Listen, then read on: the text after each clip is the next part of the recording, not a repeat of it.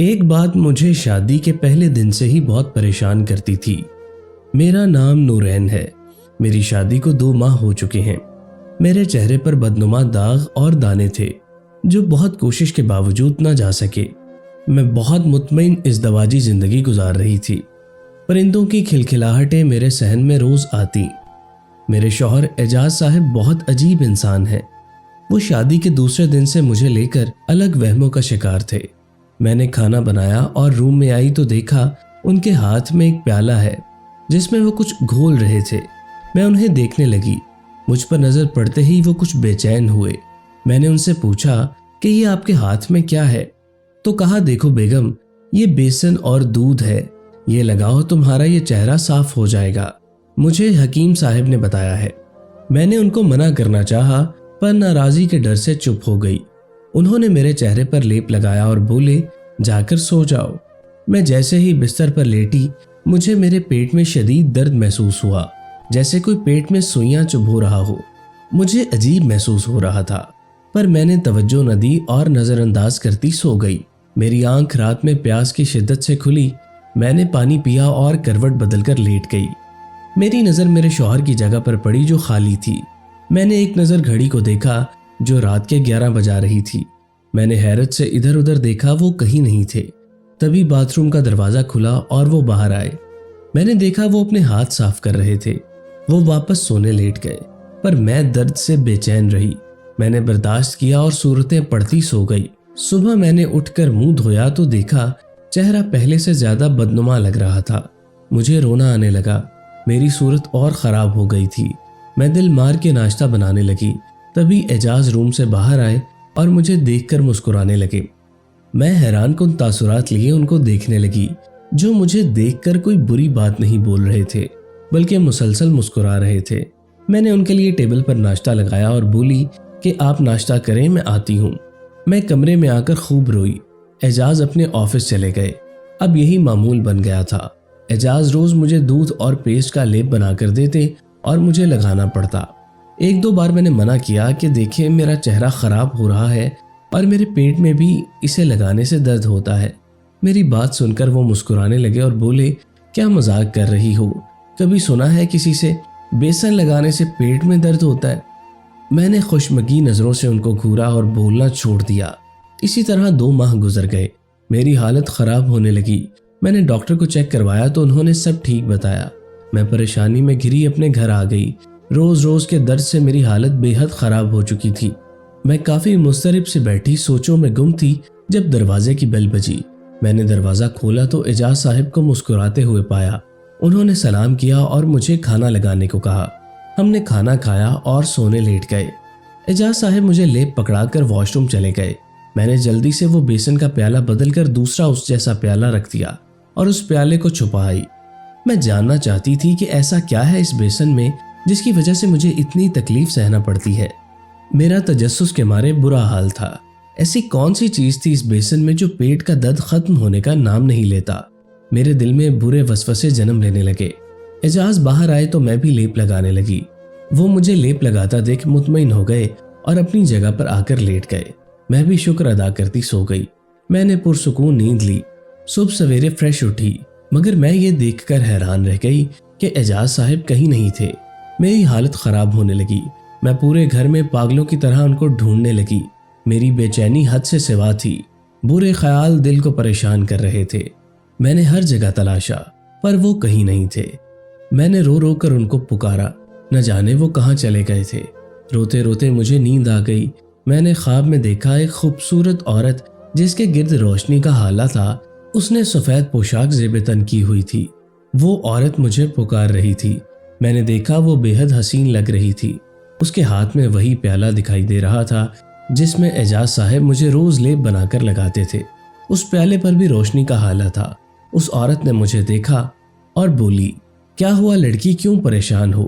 میں نے کہا، میرے شوہر صبح سے لے کر لاپتہ ہیں۔ میرے ساتھ تھے لیکن اب ان کا کچھ پتہ نہیں چل رہا، میں کیا کروں؟ وہ مجھے دیکھ کر مسکرانے لگی۔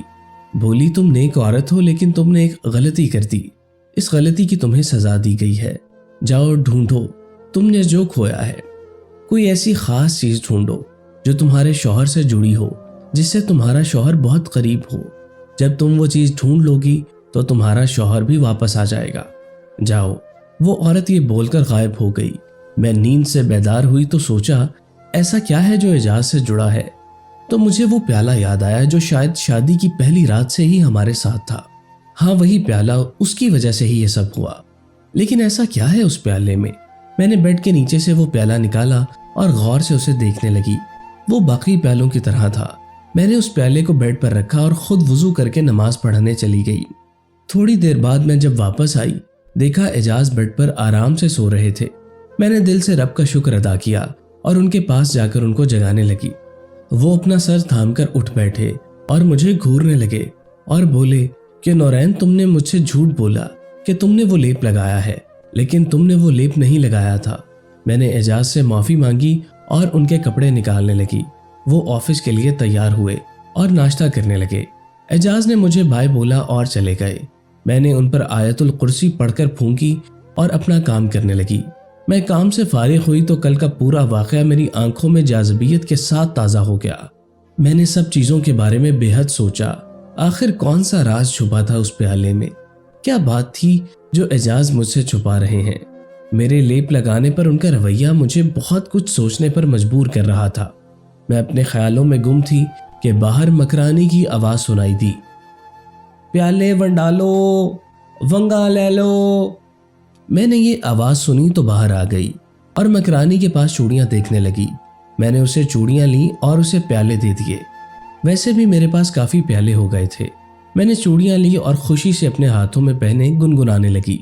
میں نے اعجاز کے کپڑے پریس کیے اور ٹی وی دیکھنے لگی، پر میرا دھیان اب بھی اعجاز کی باتوں پر تھا۔ ان کی باتوں سے ظاہر تھا وہ کوئی بڑا راز اپنے دل میں دبائے بیٹھے ہیں۔ صبح سے شام ہونے کو آئی تھی، اعجاز اب تک گھر نہیں آئے۔ میں پریشان سی دروازے پر ان کی راہ تک رہی تھی۔ میں نے 2 نفل حاجت کے پڑھے اور رب سے اعجاز کی سلامتی کی دعائیں مانگی۔ کچھ دیر بعد مجھے گاڑی کا ہارن سنائی دیا۔ میں باہر آئی تو دیکھا اعجاز کا ہاتھ پٹیوں میں جکڑا ہوا تھا، چہرے پر بھی خراشیں تھیں۔ میں بہت غم زدہ ہوئی۔ اعجاز کو میں نے سہارا دے کر بیڈ پر لٹایا اور باہر آ کر رونے لگی۔ اعجاز کی صحت کے لیے دعا کرنے لگی۔ رات ہوئی۔ میں نے اعجاز کو سوپ دیا اور خود پیالہ ڈھونڈنے کچن میں چلی آئی۔ میں نے پورا کچن چھان مارا پر مجھے کہیں وہ پیالہ نہ ملا۔ میں پریشانی کے عالم میں چاروں طرف پیالہ ڈھونڈنے لگی۔ میری حالت یہ تھی کہ میں نے کوئی بستر بھی باقی نہیں چھوڑا تھا۔ اچانک میرے ذہن میں صبح والی مکرانی کا خیال آیا تو میرے دماغ کی نسیں پھٹنے کو ہو گئیں، یعنی میں نے وہ پیالہ بھی اس مکرانی کو دے دیا۔ میں یہ کہہ کر ہاتھوں میں سر گرائے رونے لگی۔ میری زندگی میں یہ سب کیا ہو رہا تھا؟ مجھے کچھ سمجھ نہیں آ رہا تھا۔ پہلے وہ پیالہ اور لیپ، وہ نقاب پوش عورت اور پھر اعجاز کا غائب ہونا اور اب ان کا زخمی ہونا کسی گہرے راز کا پتہ دیتا تھا۔ یہ سب باتیں کہیں نہ کہیں ایک دوسرے سے جڑی ہوئی تھیں، اور ایک بات تھی، وہ پیالہ ہی اصل وجہ تھی ان سب حادثوں کا۔ ایسا کچھ تو تھا جو ہو کر بھی نظر نہیں آ رہا تھا، جو تھا وہ دکھ نہیں رہا تھا، اور جو دکھ رہا تھا وہ حقیقت نہیں تھا۔ میں نہ جانے کب حالت غشی میں گئی، پتہ نہیں چلا۔ میں نے دیکھا وہ عورت دوبارہ آئی ہے اور بولی، نورین تم بہت بھولی ہو، آج تم نے اپنی خوش قسمتی کے دروازے خود پر بند کر دیے تھے۔ جو ہوا سب تمہاری بے وقوفی کی وجہ سے ہوا۔ جو کھویا ہے اسے پانے کی تلاش کرو، جو گیا ہے اسے واپس لانے کی کوشش کرو۔ میں تمہاری زیادہ مدد تو نہیں کر سکتی، لیکن اتنا بتا سکتی ہوں کہ وہ مکرانی تمہیں خان حویلی کے پیچھے بنی جھونپڑی میں ملے گی۔ وہ نقاب پوش بول کر غائب ہو گئی۔ میری آنکھ کھلی، میں نے نقاب پوش عورت کی باتیں یاد کی اور شال اوڑھ کر لوگوں سے لال حویلی کا پتہ پوچھنے چلی گئی۔ اس مکرانی کی جھونپڑی میں آپ پہنچی۔ میری حالت خراب ہو چکی تھی، پاؤں میں چھالے ہو گئے تھے۔ مکرانی کے پاس گئی اور اسے پیالوں کی بابت دریافت کیا۔ مکرانی نے ایک کونے کی جانب اشارہ کیا جہاں بہت سے پیالے پڑے تھے۔ میں جلدی سے ان پیالوں کی طرف لپکی اور اپنا پیالہ ڈھونڈنے لگی۔ مجھے یاد آیا کہ اس پیالے پر تلوار کا نشان تھا۔ اتنے پیالوں میں ڈھونڈنا مشکل تھا، پر میں نے ہمت نہ ہاری اور اپنے کام میں لگی رہی۔ میرا دل بری طرح اندیشوں سے گھرا ہوا تھا۔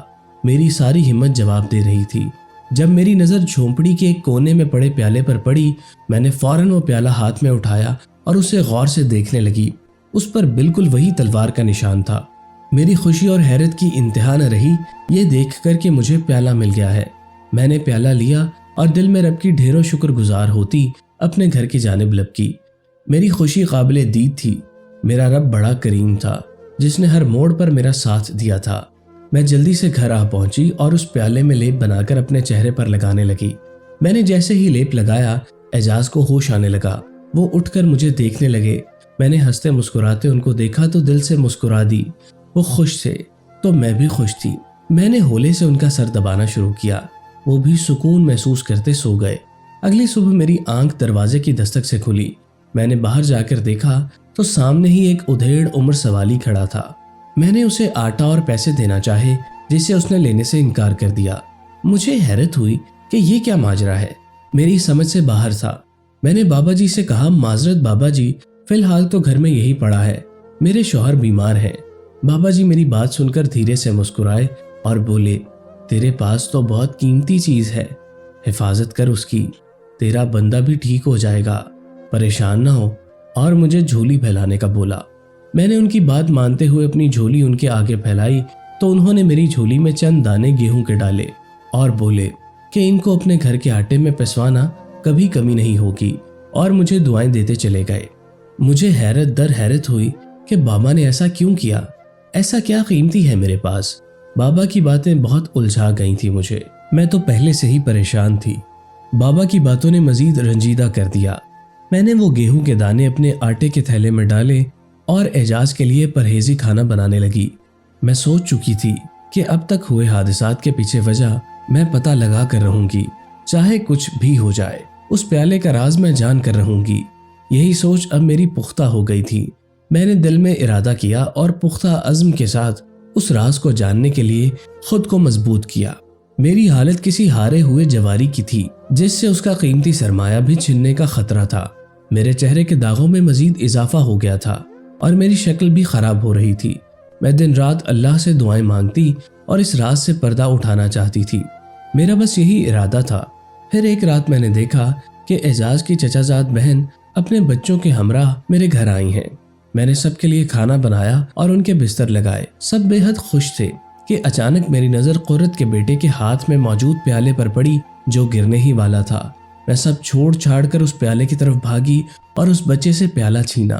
मेरी हरकत पर वहां सभी हैरान हुए। कुर्रत भाभी तो मुझ पर बरस पड़ी कि मैंने उनके मुन्ने के हाथ से प्याला क्यों छीना। मेरी हालत कोई नहीं समझ रहा था। मैं अकेली बैठी रो रही थी जब एजाज मेरे पास बैठे और मुझे समझाने लगे कि वो हमारे मेहमान हैं, उनकी बातों को दिल पर ना लगाओ। मैंने भी हामी भरी और लेप लगाकर सोने के लिए लेट गई। आज मेरी आंख आधी रात को खुली। मैंने देखा एजाज और कुर्रत बाहर सोफों पर विराजमान कुछ गुफ्तगू शनीद करने में मसरूफ थे। उनकी बातें तो मैं नहीं सुन पाई, बस इतना ही सुना जो कुर्रत भाभी बोल रही थी कि क्या तुमने नूरैन को अपनी सच्चाई बताई है। मैं हैरान सी वहीं खड़ी रह गई कि आप ही कौन सी सच्चाई की बात कर रही थी। ऐसा कौन सा राज था जो एजाज ने मुझसे छुपाया। मैं दीवार के साथ लगी उनकी बातें सुनने लगी। मैं जानती थी कि ये गलत बात है, लेकिन फिलहाल मुझे अपने शौहर के मुंह से वो सच्चाई सुननी थी जो वो मुझे नहीं बता रहे थे। मैंने देखा कि कुर्रत बाजी की बात पर एजाज उन पर बरस पड़े कि आहिस्ता बोलो, नूरैन उठ जाएगी। अगर उसे इस राज के बारे में पता चला तो जानती हो ना क्या तबाही होगी। मैं ये सब सुनकर मुंह पर हाथ रखती कमरे में चली आई। मुझे यकीन नहीं आ रहा था कि एजाज मेरे साथ कुछ ऐसा कर सकते हैं। ऐसी कौन सी सच्चाई है जिससे कुर्रत बाजी मुझे रूशनास करवाना चाहती थी। मैं अपनी जगह पर वापस आकर लेट गई। दिल बेहद बेचैन था। मुझे ये भी महसूस नहीं हुआ कि एजाज कब कमरे में आए और कब सोए। उनके खराटों की आवाज पर मैं भी ख्यालों से चौंकी और उनको देखा जो सोते हुए भी मुस्तरिब से लग रहे थे। मैंने सोचा कि क्यों न कुर्रत बाजी से एक बार जाकर बात करके देख लूं, क्या पता वही मेरी मदद कर दें। एजाज तो मुझे कभी नहीं बताएंगे। इस सोच पर अमल करते मैं बाहर कुर्रत आपी के कमरे में चली गई। मैंने वहां उन्हें बेड पर लेटा पाया तो खुद उनके पास बैठ गई। किसी की मौजूदगी महसूस कर उन्होंने फौरन आंखें खोली और मुझे देखते हुए बोली, क्या कर रही हो नूरैन इतनी रात को यहाँ, और सोई क्यों नहीं अब तक। मैंने उनसे कहा, बाजी नींद नहीं आ रही मुझे, मैं दिन में सो गई थी। उन्होंने गहरा सांस भरा और मेरी इस तराबी कैफियत को भांपते हुए बोली, कुछ कहना चाहती हो नूरैन तो बताओ। मैं तो जैसे उनकी इस बात के इंतजार में थी। मैंने उनसे पूछा कि आप और एजाज किस राज की बात कर रहे थे। ऐसा कौन सा राज है जो मेरे सिवा सबको पता है। वो मेरी बात सुनकर गजबनाक हो गई, उठ खड़ी हुई। क्या बकवास कर रही हो नूरैन? कौन सा राज, कैसा राज? तुम्हारा दिमाग तो ठीक है? आधी रात को कैसी बहकी बहकी बातें कर रही हो? अगर एजाज को तुम्हारी इस जुर्रत का पता चला तो वो तुम्हें जान से मार देगा। मेरी मानो तो खामोशी से जाकर सो जाओ, रात बहुत हो चुकी है। कुरतबाजी के जवाब देने पर मैं अपना सा मुंह लेकर रह गई। मेरा कोई हाल नहीं जानना चाहता था, किसको कहती, लेकिन मैं तहैया कर चुकी थी इस प्याले के राज को किसी भी सूरत जान कर रहूंगी। मैं सुबह होते ही घर का एक एक कोना चेक करने लगी कि कहीं से कोई सुराग मिल जाए। मैं सारी जगहों पर देख चुकी थी, अब सिर्फ स्टोर रूम बाकी था। मैं कभी उस स्टोर रूम में नहीं गई थी क्योंकि वो काफी सालों से बंद था। मैंने किचन से चाबी ली और स्टोर रूम के अंदर दाखिल हुई। पूरा स्टोर रूम एजाज के बाबा और फैमिली फोटो से भरा हुआ था, लेकिन उन सब में एक मुश्तरका चीज थी, वो प्याला। हर जोड़ी के हाथ में एक खूबसूरत प्याला था। मैं देखकर हैरान हुई।